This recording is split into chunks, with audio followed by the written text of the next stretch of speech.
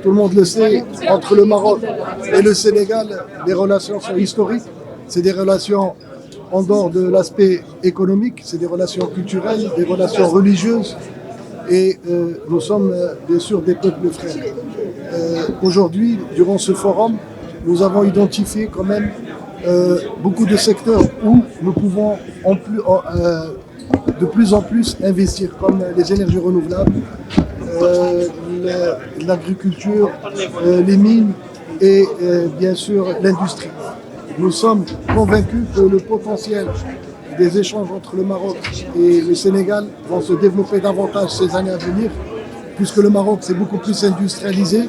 Il exporte 20 fois plus qu'il exportait il y a 20 ans. Et nous avons aussi un échange de plus de 3 milliards de dirhams entre nos deux pays. Et je pense que nous pouvons facilement le doubler dans les 5 années à venir. La présence des entreprises marocaines est très forte, que ce soit dans le domaine bancaire ou dans le domaine des assurances ou même l'immobilier. Et aussi, notre objectif est de pousser davantage d'entreprises sénégalaises à venir investir au Maroc et de pousser les petites et les moyennes entreprises marocaines à investir chez eux au Sénégal. Nous avons des conventions anciennes et nous avons un GIE qui est constitué depuis longtemps et qui travaille pour développer la relation entre le Maroc et le Sénégal et vice-versa et encourager les entreprises à investir dans les deux pays. Mais je crois qu'au vu des conventions qui ont été signées, je le disais d'ailleurs tout à l'heure à nos deux premiers ministres sous forme de boutade, c'est comme s'il y avait un conseil des ministres conjoint entre le gouvernement marocain et le gouvernement sénégalais.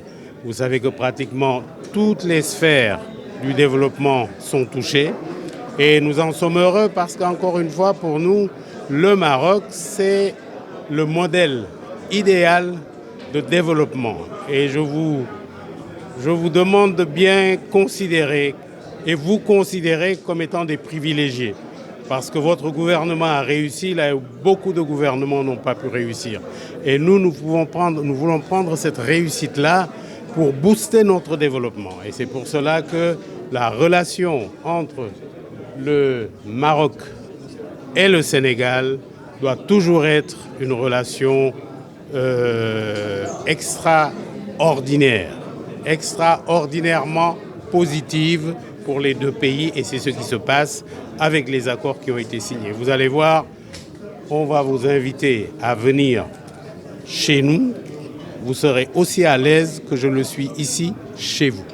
Mais le plus gros avantage, encore une fois, c'est que nous nous considérons comme une porte d'entrée pour le reste de l'Afrique. C'est essentiel. Des avantages fiscaux? Ben, bien sûr, il y a des avantages fiscaux. On est même en train de travailler sur des zones économiques spéciales que nous pourrions faire avec vous, avec les entreprises marocaines. Et encore une fois, nous sommes heureux d'être là. Nous vous lançons un appel solennel à considérer d'abord le Sénégal comme votre pays, tout comme nous. Vous avez entendu tout à l'heure la petite anecdote de l'agent des passeports qui m'a couru après. Monsieur Pierre, un ballon de football ne peut pas nous séparer. Dernière question, quels sont les domaines où agissent les acteurs économiques marocains? Ben, vous savez que les domaines phares, c'est la banque. Vous savez que pratiquement, même moi, j'ai 4 cartes de crédit de 4 banques marocaines et je vous en félicite. Il y a également les fruits et légumes. C'est transversal. Et nous allons avoir, encore une fois, avec le gaz que nous avons, nous voulons vous inviter à faire vous-même peut-être des partenariats triangulaires avec le reste du monde et venir pour que nous puissions travailler ensemble et développer le continent africain. Je pense que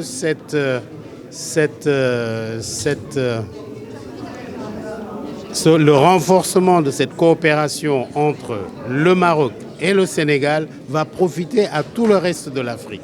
C'est à ça qu'on convie nos amis marocains. En tout cas, nous sommes prêts.